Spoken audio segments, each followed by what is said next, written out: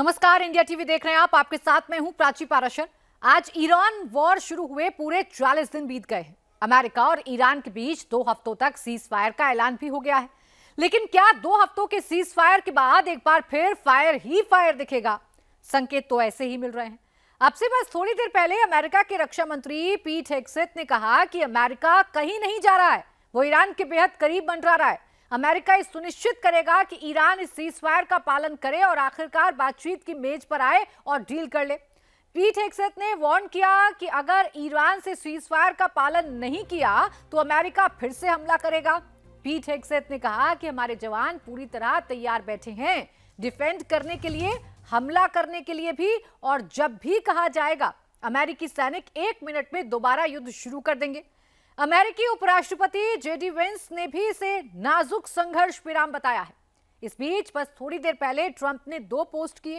पहले पोस्ट में ट्रंप ने कहा है कि वो ईरान के साथ मिलकर काम करेंगे, और दूसरे पोस्ट में ट्रंप ने कहा कि एक देश ईरान को हथियार सप्लाई कर रहा है।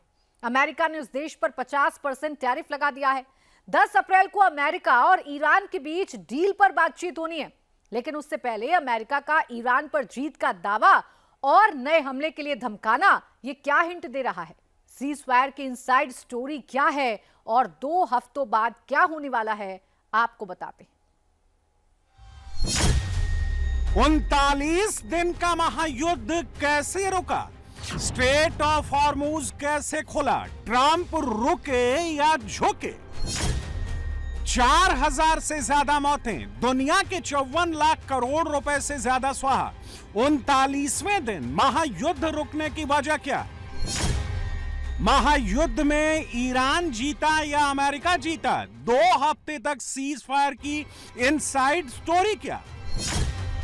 ट्रंप ने सीज फायर का ऐलान करने से ठीक पहले किन 2 लोगों को फोन मिलाया? अंदर की खबर क्या? हिंदुस्तान में top trending topic ceasefire. America में top trending topic ceasefire. दुनिया में top trending topic ceasefire. 39 दिन तक नॉनस्टॉप मिसाइलों के फायर के बाद ट्रंप ने अचानक सीज फायर कहना क्यों शुरू कर दिया? क्या दुनिया का सबसे ताकतवर देश, क्या खतरनाक परमाणु हथियारों वाला देश अमेरिका ईरान से डर गया? महायुद्ध पर अमेरिका भी जीत का दावा ठोक रहा है, सीना चौड़ा करके कह रहा है कि ट्रंप ने ईरान को झुका दिया। उधर ईरान भी क्लेम कर रहा है कि उसने ट्रंप की गर्दन ऐसी पकड़ी कि अमेरिकी राष्ट्रपति को सरेंडर करना पड़ा। America, Israel plus middle east के देश वर्सेस ईरान के बीच 5 हफ्ते 4 दिन तक चले युद्ध को रोकने वाला मिडलमैन या कहें बिचौलिया कौन था? सीज फायर में पाकिस्तान के फील्ड मार्शल आसिम मुनीर का, पाकिस्तान के वजीर आजम शहबाज शरीफ का, चीन के राष्ट्रपति शी जिनपिंग का क्या रोल था? और सबसे बड़ी बात, अमेरिका ईरान के बीच हुई डील को 11th आवर डील यानी आखिरी समय पर या ऐन मौके पर किया गया समझौता क्यों बताया जा रहा है? जब सब कुछ खत्म होने वाला था, ईरान तबाह होने वाला था, ठीक उससे पहले डील पर मुहर कैसे लगी? इस डील की पूरी इनसाइड स्टोरी किसी सस्पेंस थ्रिलर से कम नहीं है, और यह समझने के लिए आपको 6 अप्रैल से लेकर 8 अप्रैल तक की पूरी टाइमलाइन समझनी होगी। डील पर सहमति इन 72 घंटों में ही बनी। इस दौरान कब कब क्या क्या हुआ, अब आपको एक एक करके बताते हैं। एक्सियोस की रिपोर्ट के मुताबिक अमेरिका और इजराइल के अधिकारी सोमवार को एक हैरान करने वाली खबर सुनकर सकते में आ गए। ट्रंप का अल्टीमेटम सिर पर लटका हुआ था, लेकिन ईरान के नए सुप्रीम लीडर मुस्तफा खामेनेई ने युद्ध शुरू होने के बाद पहली बार अपने नेगोशिएटर्स को डील की तरफ बढ़ने का निर्देश दे दिया।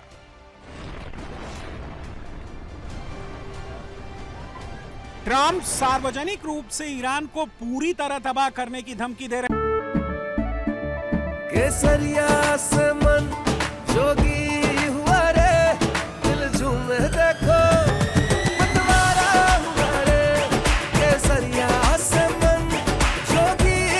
हर पल मनाओ केसरी त्योहार। विमल, बोलो जुबान केसरी। रहे थे, लेकिन पर्दे के पीछे डिप्लोमेसी तेज हो गई। यहां तक कि ट्रंप के करीबी लोगों को भी आखिरी वक्त तक नहीं पता था कि क्या होने वाला है।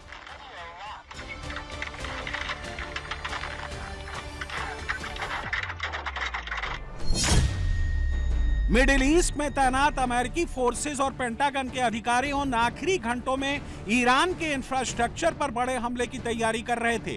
एक डिफेंस अधिकारी ने एक्सियोस को बताया कि हमें कुछ पता नहीं था क्या होने वाला है, माहौल बिल्कुल पागलपन भरा था। मिडिल ईस्ट में अमेरिका के सहयोगी देश भी ईरान के बड़े पैमाने पर पलटवार के लिए तैयार हो रहे थे। सोमवार सुबह जब व्हाइट हाउस में ईस्टर सेलिब्रेशन हो रहा था, उसी समय अमेरिकी दूत स्टीव विटकॉफ बेहद गुस्से में अपने फोन पर लगे हुए थे। विटकॉफ ने मीडिएटर्स को बताया कि ईरान से जो 10 सूत्री काउंटर प्रपोजल आया है वो आपदा है, तबाही है। एक्सियोस की रिपोर्ट के मुताबिक इसके बाद माहौल बहुत बिगड़ गया था। पाकिस्तानी मीडिएटर्स विटकॉफ और ईरानी विदेश मंत्री अब्बास अरागची के बीच नए ड्राफ्ट पास करते रहे। इजिप्ट और तुर्की के विदेश मंत्री भी इसमें शामिल थे।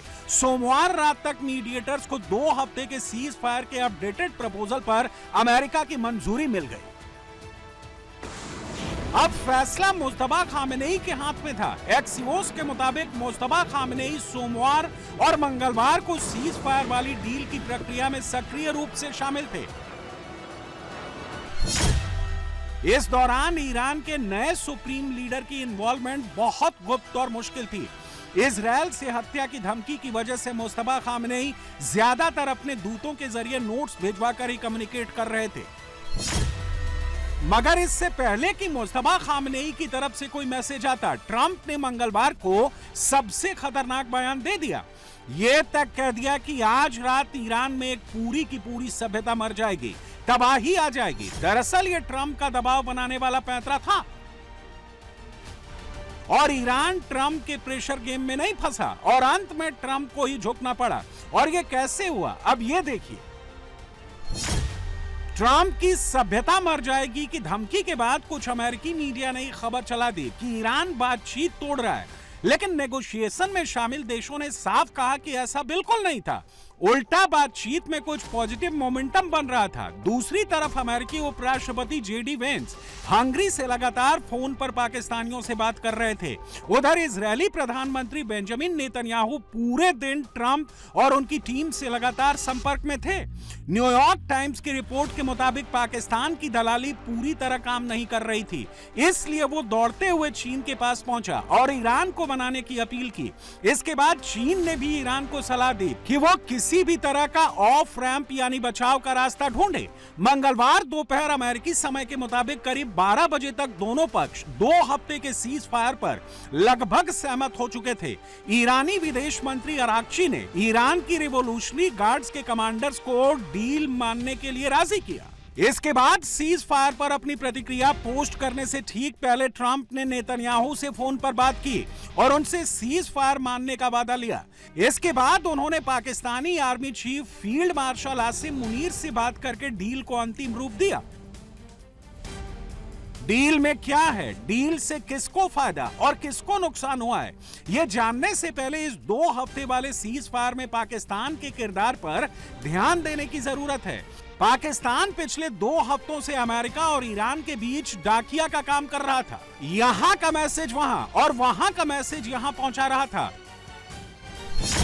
और ये इसलिए था क्योंकि ईरान के IRGC से मुनीर के करीबी रिश्ते हैं और वो ट्रंप के साथ फ्री का लंच भी खा चुका है। पाकिस्तानी तो मुनीर को इस डील में की नेगोशिएटर बता रहे हैं, लेकिन द टेलीग्राफ की रिपोर्ट के मुताबिक मुनीर सिर्फ एक मिडिलमैन का काम कर रहा था।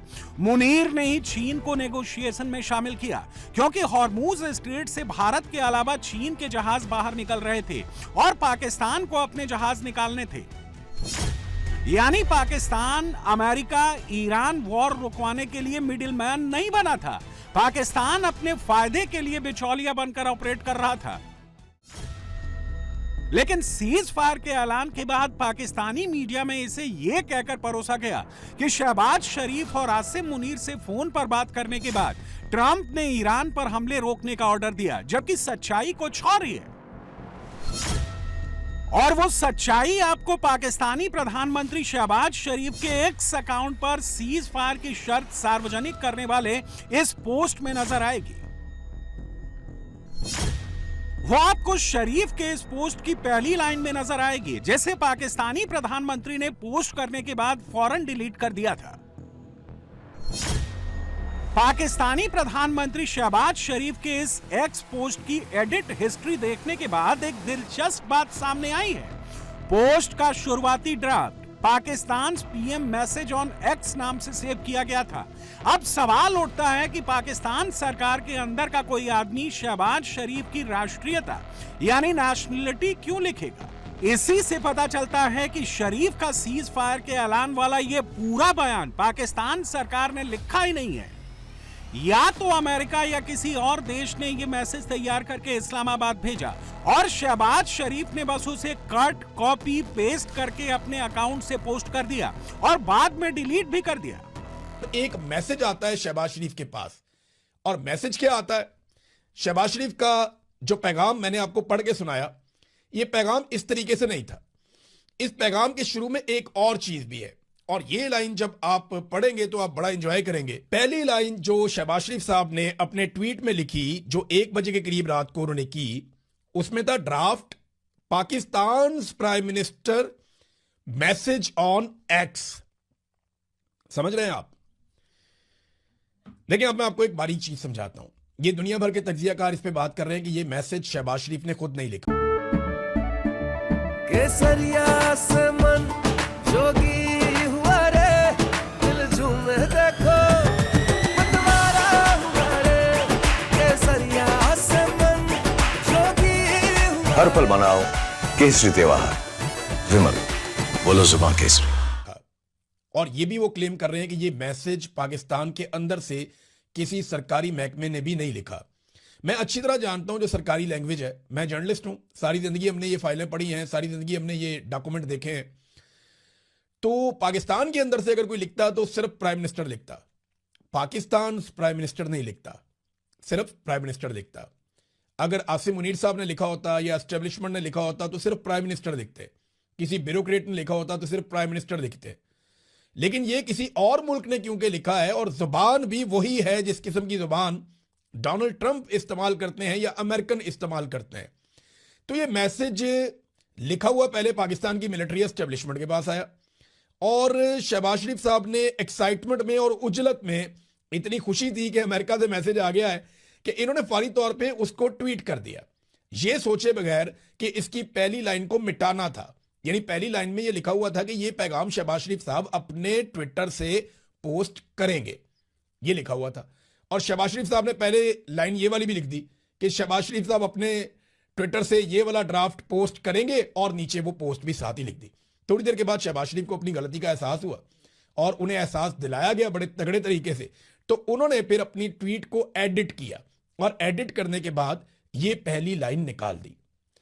तो ये इनिशिएट फिर ऐसा है कि पाकिस्तान से नहीं हुआ, प्राइम मिनिस्टर ऑफिस से नहीं हुआ, पाकिस्तान की एस्टेब्लिशमेंट ने नहीं किया, और पाकिस्तान के किसी ब्यूरोक्रेट ने नहीं किया। शहबाज शरीफ साहब ने एक ऐसा शगुफा छोड़ा जिससे तमाम गेम खुलकर सामने आ गई। मतलब पता तो सबको पहले ही था, आपको भी, हमें भी, पूरी दुनिया को अंदाज़ा था। लेकिन शहबाज शरीफ साहब की वो जो कामअक्ली कह लें, तालीम की कमी कह लें, जो भी उनके एक्सपोजर की कमी कह लें, हमारे चौधरी साहबान जो हैं, हालांकि ट्वीट तो शहबाज शरीफ साहब के ट्विटर अकाउंट से किसी न किसी चौधरी निज़ामुद्दीन के बंदे ने किया होगा, उसकी भी कामअक्ली कह लें कि उन्होंने अमेरिका से आया हुआ जो ड्राफ्ट था, ये हमारा तासर है कि वो अमेरिका से आया हुआ था, क्योंकि उसमें जो लैंग्वेज है वो बिल्कुल वाजे लगता है कि वो अमेरिका से आया हुआ वो ड्राफ्ट था, वो as it is copy paste करके शहबाज शरीफ के अकाउंट से पोस्ट कर दिया। फिर क्या था, पूरी दुनिया की प्रेस ने उसे उठा लिया और उसके ऊपर वो शगुफे बने कि मैं आपको क्या बताऊं। यानी शहबाज शरीफ और आसिम मुनीर बड़े फन्ने खां बनने निकले थे, लेकिन एक ड्राफ्ट वाले पोस्ट ने दलाल पाकिस्तान की पूरी पोल खोल दी, और शरीफ के उस पोस्ट ने यह भी क्लियर कर दिया कि ट्रंप कैसे सीज फायर करने के लिए डेस्परेट हो रखे थे। ट्रंप ने सीज फायर का ऐलान करने के लिए जो पोस्ट लिखा, उसकी शुरुआती 2 लाइन में शरीफ और मुनीर का ही जिक्र किया और कहा कि इन दोनों के ही रिक्वेस्ट पर अमेरिका ने ईरान पर सबसे बड़ा हमला रोक दिया। लेकिन ट्रंप को क्या मालूम था कि शहबाज शरीफ की एक ड्राफ्ट वाली गलती से अमेरिका के सरेंडर की पोल खुल जाएगी, पाकिस्तान की दलाली भी पूरी दुनिया के सामने आ जाएगी। अब जब ट्रम्प जो है वो ये करते हैं तो देखिए वो अपनी जो सोशल ट्रुथ पे लिखते हैं जो ट्वीट है उनकी, उसका वो स्टार्ट ही इससे करते हैं कि based on conversation with Pakistan prime minister. तो ये बड़ी बात है, सब वाह वाह होनी शुरू हो जाती, वाह भाई वाह क्या बात है, पाकिस्तान ने तो मार्का मार लिया, क्या बात है, इतनी बड़ी दुनिया की जंग बंद करवा दी पाकिस्तान ने, वाह। इसके ऊपर जी फिर चल सो चल जो चलना शुरू हुई है, पाकिस्तानियों ने तो बैंड बाजा हाथ में पकड़ लिया, ढोल बताशे हाथ में पकड़ लिए, ढोल पे ढोल बज रहा था कि जी ये हो रहा है। शहबाज शरीफ साहब ये बाकायदा बता रहे हैं अपना कि भाई मैं हूँ भाई लोगों, मैं हूँ, मैंने रिक्वेस्ट की है प्रेसिडेंट ट्रम्प से कि ये जो सीज फायर है इसको अनाउंस किया जाए और आप रुक जाएं, ईरान पर वो हमला ना करें। तो कहा यह जा रहा है कि ये एक लास्ट मिनट 39 डेज गुजर गए थे वॉर को, ठीक है, इस कॉन्फ्लिक्ट को होते हुए, तो 40th डे पर आप समझ लें 40वें दिन पर ये जंग रुकी है। और इसके अंदर जो शहबाज शरीफ साहब ट्वीट कर रहे हैं उसमें वो कह रहे हैं कि मैंने प्रेसिडेंट ट्रम्प से ये कहा है कि वो रुक जाएं और ईरान पर वो हमला ना करें, जिसमें उन्होंने कहा था वी विल ओब्लिटरेट ईरान और सिविलाइजेशन का ही सफाया कर देंगे, ईरान की सिविलाइजेशन का ही सफाया कर देंगे। सब सोच रहे थे कि भाई ये तो कोई न्यूक्लियर ना चल पड़े, ये क्या हो गया, तो तबाह हो जाना, पहले ही तेहरान तो तबाह हो चुका है। तो उसके ऊपर शहबाज शरीफ उन्हें ये रिक्वेस्ट करें कि भाई मैंने उन्हें ये कहा है कि आप रुक जाइए और ये वाला हमला ना करें। जो पाकिस्तान के प्राइम मिनिस्टर है उन्होंने एक ट्वीट किया और ट्वीट के ऊपर लिखा हुआ था draft for the prime minister of Pakistan. अब वो जो ट्वीट किया गया उसके ऊपर वो जो draft for the prime minister of Pakistan था ट्वीट का, वो नहीं डिलीट किया गया। यानी ये जिस तरह आप मैसेज फॉरवर्ड कर देते हैं ना, मैसेज फॉरवर्ड होता है ना, एक मैसेज व्हाट्सएप पे आता है, बड़ा मज़ेदार होता है, इंटरेस्टिंग होता है, आप धड़ाधड़ वो कहते हैं हर एक को भेजते जाते हैं, अगला बंदा उसको भेजता है, अगला बंदा वो पता नहीं चल सो चल कहाँ से कहाँ पहुँच जाता है, उसको कहते हैं जी ये जो है मैसेज हो रहा है। या फिर दूसरा एक वर्ड इस्तेमाल किया जाता है, बड़ा अच्छा, किसी ने किसी को मैसेज लगा, उसने कॉपी पेस्ट करके लगा दिया, कॉपी पेस्ट करे, तो वो कह रहे हैं जी ये कॉपी पेस्ट हो गया। यानी कि कॉपी पेस्ट इस तरह हुआ कि जो शहबाज शरीफ साहब ने ट्वीट किया उसके ऊपर ये लिखा हुआ चला गया कि draft for the PM of Pakistan. अब वो कह रहे हैं कि ये कौन लिखेगा कि पाकिस्तान के पीएम के लिए ड्राफ्ट है, ड्राफ्ट ट्वीट है ये तो इसका मतलब है कि क्या सदर ट्रम्प की जो टीम है उन्होंने ये वाला भेजा है। तो वो कहने मीडिया पर जो है वो ये चलना शुरू हो गया कि ये जूं का तूं आप इसको कॉपी पेस्ट करके लगा दे, ये कहा गया है जितनी भी ट्वीट्स की गई हैं पाकिस्तान की तरफ से इस मुद्दे पर। तो यानी जो कुछ अमेरिका से भेजा जा रहा था कि भाई अब ये लगा दें, अब ये लगा दें, अब आप ये लिख दें सोशल मीडिया पे, वो जू का तू कॉपी पेस्ट करके लिखा जा रहा था। और उस कॉपी पेस्ट में ये हुआ कि वो जो एक ड्राफ्ट लिखा हुआ आया कि ये ड्राफ्ट है वो भी चला गया। अब देखिए इसके ऊपर मैं आपको बताती हूँ कितनी चीज़ें चल रही। एक तो ये है कि वो कहते हैं कि सब कुछ अच्छा हो रहा ना कुछ ऐसा हो जाता है कि उसके अंदर रंग में भंग पड़ जाता है, तो रंग में भंग जो है वो पड़ चुका है। इस पाकिस्तानी ड्रामे के बीच ट्रंप के पोस्ट के 15 मिनट बाद अमेरिकी फोर्सेस को पहला हमला रोकने का आदेश मिल गया। कल तक युद्ध की बात करने वाले ट्रंप शांति की बात करने लगे। ईरान की तरफ से जारी बयान अपनी टाइमलाइन पर शेयर करने लगे, जीत का क्रेडिट लेने लगे। President Trump made history. No other president has shown the courage and resolve of this. केसरिया से मन जोगी हुआ रे, दिल झूमे देखो मतवारा हुआ रे, केसरिया से मन जोगी हुआ। हर पल मनाओ केसरी त्योहार। विमल, बोलो जुबान Kesari. Commander-in-Chief. President Trump forged this moment. Iran begged for this ceasefire, and we all know it. लेकिन क्या सच में ईरान ने अमेरिका के सामने सीज फायर की भीख मांगी है या कहानी कुछ और ही है? इसका अंदाजा आपको अमेरिका के 15 सूत्रीय शांति प्रस्ताव के जवाब में भेजे गए ईरान के 10 पॉइंट से लग जाएगा। नंबर 1, ईरान ने अमेरिका और इजराइल से सभी सैन्य हमले खत्म करने की मांग की है। नंबर 2, ईरान ने अमेरिका के सामने सारे आर्थिक प्रतिबंध हटाने की शर्त रखी है। नंबर 3, ईरान ने अपने सारे फ्रीज किए फंड और संपत्तियां वापस देने की मांग की है। नंबर 4, सिर्फ सीज फायर नहीं, ईरान ने युद्ध पूरी तरह खत्म करने की शर्त रखी है। नंबर 5, ईरान ने मिडिल ईस्ट में मौजूद अमेरिकी सैन्य ठिकानों से सेना हटाने की मांग की है। नंबर 6, ईरान ने जंग में हुए नुकसान के लिए आर्थिक मुआवजा या पुनर्निर्माण की सुविधा मांगी है। नंबर 7, ईरान ने हॉर्मूज स्ट्रेट पर अपना नियंत्रण बनाए रखने की शर्त रखी है। नंबर 8, ईरान ने कहा है कि जहाजों को हॉर्मूज स्ट्रेट से गुजरने की इजाजत होगी, लेकिन ये ईरानी सेना की निगरानी में होगी। नंबर 9, ईरान ने प्रस्ताव रखा है कि हर जहाज से करीब $20 लाख फीस ली जाएगी, जिसे ओमान के साथ शेयर किया जाएगा। और नंबर 10, ईरान ने लेबनान में हिजबुल्लाह पर हमले रोकने और क्षेत्रीय तनाव खत्म करने की डिमांड भी रख दी है।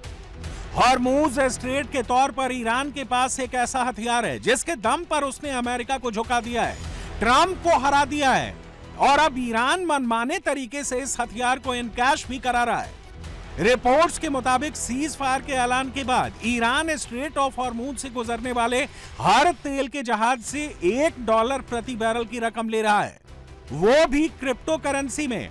हॉर्मूज स्ट्रेट से जहाजों की आवाजाही भी शुरू हो गई है। हर लिहाज से युद्ध के 40वें दिन ईरान को एज है, लेकिन ट्रंप हैं जो अभी भी सीज फायर का क्रेडिट खुद को ही दे रहे हैं, ईरान के साथ मिलकर काम करने की बात कर रहे हैं और लगे हाथों बिना नाम लिए उस देश को भी धमका रहे हैं। 50% टैरिफ लगा रहे हैं जो देश ईरान को हथियार मुहैया करा रहा है। ट्रंप ने उस देश का नाम नहीं लिया है, तो क्या युद्ध का खतरा अभी भी बना हुआ है? Iran wants it to happen. They've had enough. Operation Epic Fury was a historic and overwhelming victory on the battlefield. Yeah, we'll be hanging around. We're not going anywhere. We're going to make sure Iran complies with this ceasefire and then ultimately comes to the table and makes a deal. So we'll stay put, stay ready, stay vigilant, as the chairman laid out. Our troops are prepared to defend, prepared to go on offense, prepared to restart at a moment's notice. Now, 8 to 12 hours old. Now, here's what I'll say about this. I've learned a lot about the Iranian system and a lot about the way the Iranians negotiate. As the president told me last night, the Iranians are better negotiators than they are fighters. I'm sure they don't like to hear that, but it's true. But here's a couple things. So, one, just in the response that we've seen from various segments of Iran, you have on the one hand people within Iran who have responded very favorably. The foreign minister who said, look, we agreed to the United States' terms. We'll do a ceasefire. We'll do a negotiation. We'll open the Straits of Hormuz, and then we'll see if we can come to more agreement down the road. So some of the people have responded favorably and have said the right things. And then you have some people on social media within their system who are basically lying about what we've accomplished militarily. They're lying about the nature of the agreement. They're lying about the nature of the ceasefire. And so you have just, even within their system, and this is why I say this is a fragile truce, you have people who clearly want to come to the negotiating table and work with us to find a good deal.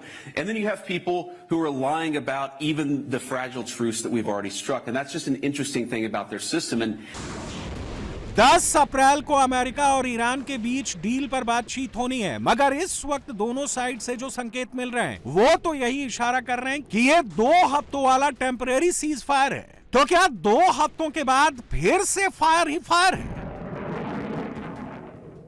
15 दिन का cease fire हो गया है, लेकिन Israel के गोले नहीं रुक रहे। इजराइल ने आज लेबनान में बेतहाशा बमबारी कर दी। इजराइल की मिसाइलें हिजबुल्लाह के टॉप लीडरशिप को ढूंढ रही हैं। हिजबुल्लाह नेता नईम कासिम को टारगेट कर इजराइल बमबारी कर रहा है। बेरूत से लेकर दक्षिण लेबनान के टायर तक चप्पे चप्पे पर इजराइल मिसाइलें दाग रहा है। उधर ईरानी राष्ट्रीय सुरक्षा परिषद ने धमकी दी है कि अगर कुछ ही घंटों के भीतर इजराइल शांत नहीं हुआ, लेबनान में गोलीबारी नहीं रुकी, तो ईरान तेल अवीव को उड़ा देगा। ईरान से तो सीज फायर हो गया है, लेबनान पर फायर कब तक चलेगा?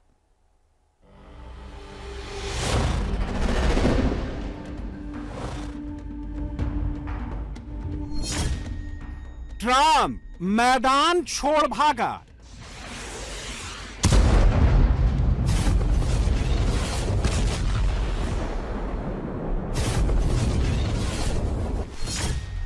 नेतन्याहू ने गोला दागा।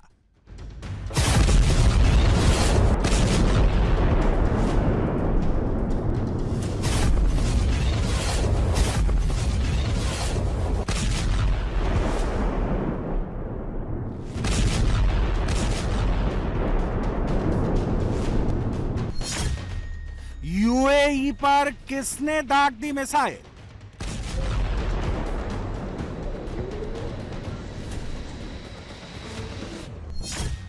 ईरानी रिफाइनरी धमाका किसने किया?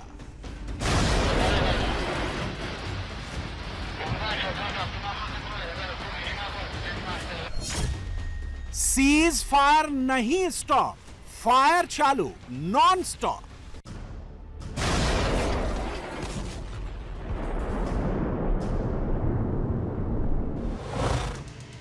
रात 8 बजे की डेडलाइन दी थी, कहा था ईरान की पूरी सभ्यता खत्म कर देंगे। डेडलाइन से 2 घंटा पहले ही करीब शाम 6:30 बजे ट्रंप सीज फायर वाली गली पकड़ के निकल लिए। ऐलान किया 2 हफ्ते तक वो बम नहीं मारेंगे, न वो मारेंगे न नेतन्याहू मारेंगे, सीज फायर हो गया। इधर ईरान ने भी कंफर्म कर दिया कि 15 दिन के लिए वॉर पर ब्रेक लग गया है। लेकिन क्या सीज फायर हो गया? सच तो यह है कि कागज पर सीज फायर हुआ है, ना इजराइल का गोला रुक रहा है और ना ईरान की मिसाइल थमी है। मिसाइल चल रही हैं, फायर चालू है। सीज फायर के बाद भी नेतन्याहू ने गोला चला दिया है। नेतन्याहू ने एक नहीं, एक साथ कई गोले मारे हैं। दक्षिण लेबनान टायर शहर धुआं धुआं हो गया है।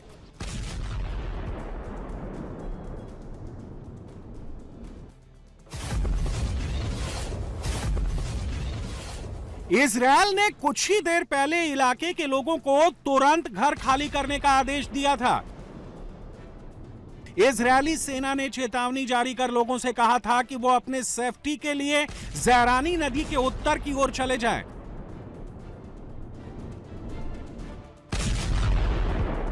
इसके बाद टायर शहर में इजरायल की मिसाइल गिरी। इजरायली सेना के प्रवक्ता ने कहा है कि यह आदेश खास तौर पर टायर में रहने वाले अल अब्बासिया और शिब्रीहा इलाकों में रहने वाले लोगों के लिए है।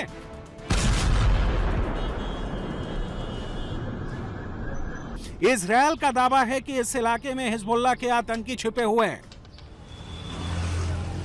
उसे सीज फायर से नहीं, मतलब लेबनान में हिजबुल्लाह पर मारेंगे हर दम।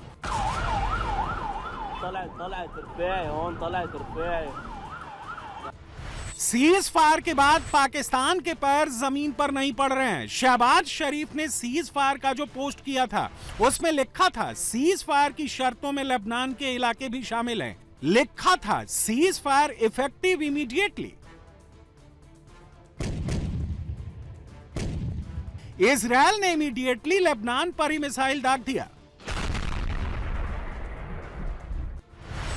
जवाब में साफ कह दिया है कि 15 दिन के सीज फायर में लेबनान शामिल नहीं है। वो लेबनान में मारेगा, बम रोकने का किसी में नहीं है दम। अब सवाल है कि इजरायल ऐसा क्यों कर रहा है? दरअसल इजरायल पूरे दक्षिण लेबनान पर कंट्रोल हासिल करना चाहता है, जो हिजबुल्लाह का गढ़ है, जहां ईरान की मदद से हिजबुल्लाह ऑपरेट होता है। इजरायल का टारगेट हिजबुल्लाह के मिलिट्री इंफ्रास्ट्रक्चर को तबाह कर देना। वो दक्षिण लेबनान के हिजबुल्लाह के इलाके को बफर जोन बनाने की कोशिश में है, ताकि भविष्य में कोई भी रॉकेट नॉर्थ इजरायल की बस्तियों तक ना पहुंचे। अगर हिजबुल्लाह वहां जिंदा रहा तो इजरायल के लिए खतरा बना रहेगा। ईरान समर्थित हिजबुल्लाह का इलाका लिटानी नदी तक फैला हुआ है। इसीलिए इजरायल कह रहा है कि सीज फायर ईरान से है, हिजबुल्लाह के इलाकों से नहीं है। कहा तो यह जा रहा है कि लेबनान पर नजर इजरायल इसलिए भी हटाना नहीं चाहता क्योंकि यह इजरायल के ग्रेटर इजरायल प्रोजेक्ट का पार्ट है। ग्रेटर इजरायल एक वैचारिक और भू राजनीतिक कॉन्सेप्ट है, जिसमें धार्मिक किताबों के आधार पर इजरायल का हिस्सा बताया गया है। मिस्र की नील नदी से लेकर इराक की यूफ्रेट्स नदी तक का इलाका इजरायल का है। इसमें लेबनान, सीरिया, जॉर्डन और सऊदी अरब के कुछ हिस्से शामिल हैं। जबकि इजराइल दक्षिण लेबनान को हिजबुल्लाह का इलाका मानता है, जिसका मकसद है हिजबुल्लाह को इतना कमजोर करना कि फ्यूचर में वो इजराइल के लिए खतरा ना बन सके। इसलिए जहां जहां उसे इंटेलिजेंस मिलती है, हिजबुल्लाह के हथियार डिपो और मिसाइल लॉन्चर्स पर हमला कर देता है। इसीलिए इजराइल सीज फायर नहीं मान रहा, लेबनान पर गोला दाग रहा है।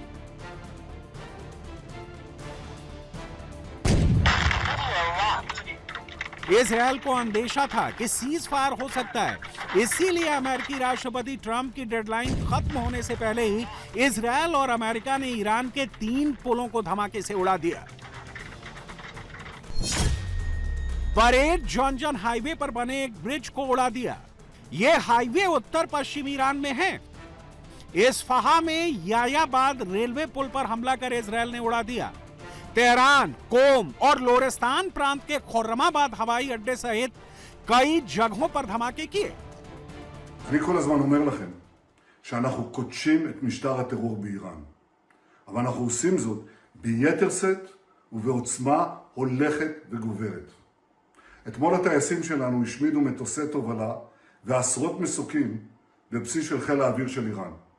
היום הם תקפו את מסילות הברזל והקשרים שמשמשים את משמרות המהפכה. הם משתמשים בהם להעביר חומר גלם לנשק, כלי נשק, ואת הפעילים שתוקפים אותנו, את ארצות הברית וגם את מדינות האזור, ואותם פעילים שגם מדכאים את העם האיראני. וזו הנקודה המרכזית. הפעולות הללו, שאני אישרתי יחד עם שר הביטחון, אינן נועדו לתקוף את העם האיראני. להפך, הם נועדו להחליש ולקטוש את משטר האימים שמדכא אותם מזה 47 שנים. זה כבר לא אותה איראן, זה גם לא אותה ישראל. אנחנו משנים את מאזן הכוח מן הקצה אל הקצה. सीज फायर से पहले इजराइल ने ईरान पर ताबड़तोड़ हमले किए थे। उसके तुरंत बाद नेतन्याहू का यह बयान है। अमेरिका ने सीज फायर भले कर दिया है, लेकिन नेतन्याहू को ईरान पर भरोसा नहीं है। इसीलिए वो लेबनान में हिजबुल्लाह पर गोले बरसा रहा है।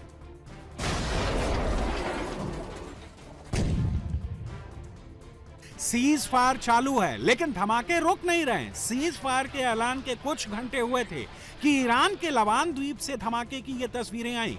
ईरान के लवान और सिर्री आइलैंड पर ईरान ऑयल रिफाइनरियों में भीषण धमाके की खबरें सामने आई हैं।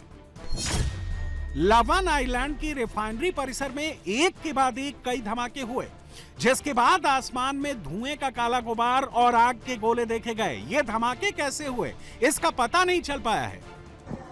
इधर लवान आइलैंड के धमाके के बीच ही यूएई पर हमले की खबर आई। यूएई की डिफेंस मिनिस्ट्री ने दावा किया कि संदिग्ध मिसाइलों और ड्रोन के एक बड़े जत्थों से हमला हुआ है, जिसे रोकने के लिए जवाबी कार्रवाई की गई है। आसमान में इन मिसाइलों को इंटरसेप्ट किया गया। 40 दिन बाद सीज फायर हुआ है, लेकिन सवाल है कि सब कुछ लौट जाने के बाद होश में आने का क्या मतलब है। हालत यह है कि इस युद्ध ने दुनिया को तबाही की कगार पर ला खड़ा किया है। खुद अमेरिका के बड़े बड़े जानकार कह रहे हैं कि ट्रंप ने ईरान के खिलाफ जंग छेड़कर न सिर्फ अमेरिका को बल्कि वर्ल्ड इकोनॉमी को भी डिप्रेशन यानी मंदी के मुहाने तक पहुंचा दिया है। जो देश इस युद्ध का हिस्सा बने, जो नहीं बने, सबको इस युद्ध से मार पड़ी है। कई रिपोर्ट के मुताबिक एक महीने में ही दुनिया को 12 खरब अमेरिकी डॉलर का नुकसान हुआ। ये रकम Japan plus UK plus France की कुल जीडीपी के बराबर है। ईरान की जीडीपी 10% से ज्यादा गिरने की आशंका है, जिससे ईरान कई दशक पीछे चला जाएगा। अमेरिका का नुकसान 210 बिलियन डॉलर यानी 19.2 लाख करोड़ रुपए तक पहुंच सकता है। इजरायल अब तक अपने लगभग 15 अरब डॉलर स्वाहा कर चुका है। अरब देशों को करीब 200 बिलियन डॉलर नुकसान का अनुमान है, जबकि सऊदी अरब को 10 अरब डॉलर का नुकसान हुआ है। यूएई को 6 अरब डॉलर का नुकसान, कतर को 8 अरब डॉलर का नुकसान हो चुका है। मिडिल ईस्ट से 30% के आसपास पूरी दुनिया को एनर्जी सप्लाई होती थी, लेकिन इस 40 दिनों के युद्ध में एनर्जी सप्लाई की चेन को खत्म कर दिया। Refinery power plant, gas plant पर ताबड़तोड़ हमले हुए और हॉर्मूज बंद कर तेल गैस की पूरी चेन चोक हो चुकी है। ईरान युद्ध में ईरान को तगड़ी चोट पहुंची है, लेकिन ईरान ने भी गल्फ कंट्री को बुरी तरह से डैमेज किया है। लिस्ट बहुत लंबी है, जिसे चालू करके चलाने में बरसों लग जाएंगे।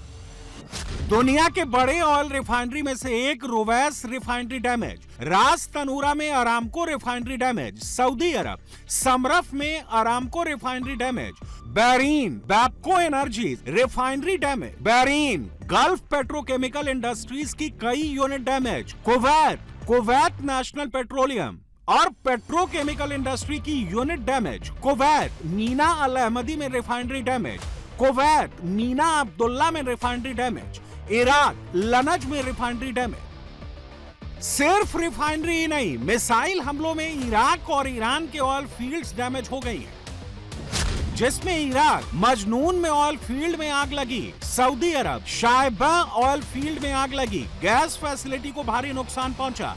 कतर रास लफान में गैस फैसिलिटी है, जिससे यहाँ पूरी दुनिया के 20% से 25% LNG सप्लाई होती है। यूएई हाबशान में गैस फैसिलिटी और यूएई शाह में गैस फैसिलिटी डैमेज हो गई। यहां से सप्लाई बंद है, प्रोडक्शन बंद है। सीज फायर ऐसे ही नहीं हुआ है, पूरी दुनिया का सिस्टम हिल गया है। पूरी दुनिया में एनर्जी सप्लाई चुनौती बन गई है। महंगाई, बेरोजगारी का बड़ा संकट पैदा हो गया है। जो डेटा आए हैं वो डराने वाले हैं। 28 फरवरी को युद्ध शुरू होने के बाद से क्रूड ऑयल 50 से 60% महंगा हो चुका है। लिक्विफाइड नेचुरल गैस यानी LNG 140% महंगी हो चुकी है। लिक्विफाइड पेट्रोलियम गैस यानी LPG के दाम करीब 45% बढ़ चुके हैं। यूरिया जैसे फर्टिलाइजर की कीमत 50% बढ़ गई है। प्लास्टिक बनाने के काम आने वाले पेट्रोकेमिकल जैसे कि नैफ्था के दाम 20% बढ़ चुके हैं। सल्फर की कीमत में 200% तक का इजाफा हुआ है और हीलियम के दाम 100% तक बढ़ चुके हैं। ईंधन की महंगाई, फर्टिलाइजर की क्राइसिस, प्लास्टिक और रबर इंडस्ट्री के कच्चे माल की किल्लत दुनिया में महंगाई और बेरोजगारी को बढ़ाने वाली है। भारत से लेकर एशिया के तमाम देशों और अफ्रीका से लेकर लैटिन अमेरिका और यूरोप ही नहीं, खुद अमेरिका में महंगाई बढ़ रही है। ईंधन महंगा होने से हर कारोबार की इनपुट कॉस्ट बढ़ी है। गाड़ियों का भाड़ा बढ़ा है, सफर करने का किराया बढ़ गया है। फर्टिलाइजर की कमी से इसके दाम बढ़े हैं। इसका सीधा असर खेती की उपज पर पड़ेगा। किसानों की लागत बढ़ेगी तो जाहिर है अनाज गल्ला भी महंगा होगा और यह समस्या घर घर की, पूरी दुनिया की होगी। एक रिपोर्ट की माने तो सिर्फ 40 दिन के युद्ध की वजह से बेरोजगारी में भारी बढ़ोतरी हो सकती है। मिडिल ईस्ट इलाके में बेरोजगारी दर में करीब 4% बढ़ोतरी का अनुमान है। करीब 36 लाख लोगों की नौकरियों पर खतरे के बादल हैं। करीब 40 लाख लोगों को गरीबी रेखा के नीचे ले जा सकती है। यूएन ने इन परिस्थितियों को मिडिल ईस्ट और खाड़ी देशों के लिए खतरे की घंटी माना है।